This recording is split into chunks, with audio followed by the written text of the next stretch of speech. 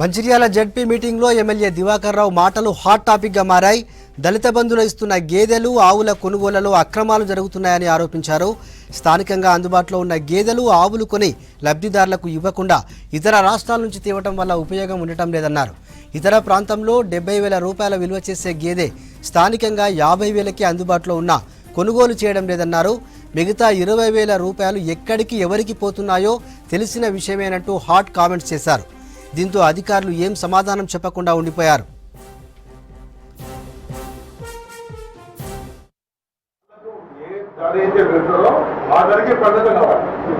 అందులో మరొక ఏ డబ్బు ఎక్కడ మార్పు జరగదు. మార్పు అనేది ఇది సహజం అయిపోతుంది. ఎందుకు సహజం అయిపోతుంది? ప్రతి ఒక్కరికి డబ్బు అంటే చాలా ప్రీతి అయిపోయింది. ఎట్లా డబ్బు సంపాదించాలి, ఏ రకంగా డబ్బు కొట్టాలి, ప్రతి డబ్బు అనుమానం లేదు. దానితో ఏమవుతుంది, వీళ్ళు అన్నదేమో రేటు కాకుండా ఇదే కొనాలి, ఈ 70,000 కొనాలి, అదే 70,000 అక్కడ 50,000 ఇచ్చే కార్యక్రమం ఉంది. 15,000 ఏం చేస్తున్నారు నేను చెప్పే అవసరం లేదు. 20 రోజుల కల్లా ఇమ్మీడియట్ పర్సనల్ యాక్షన్ జరుగుతుంది. ఇది నగ్న సత్యం. దీన్ని తప్పడానికి వీలేదు.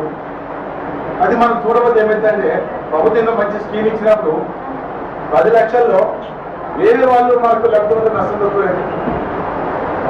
అది స్ట్రిక్ట్ గా కలెక్టర్ గారు కానీ మీరు డాక్టర్ గా మీరు కానీ మీరు కింది వాళ్ళు చెప్పేసి ఏదైతే లబ్ధిదారులు వాళ్ళ ఇష్టానుసారంగా వాళ్ళు ఎక్కడికి మహారాష్ట్ర పోతారో, మధ్యప్రదేశ్ పోతారో, ఆంధ్రప్రదేశ్ ఎక్కడ పోమని కర్ణాటక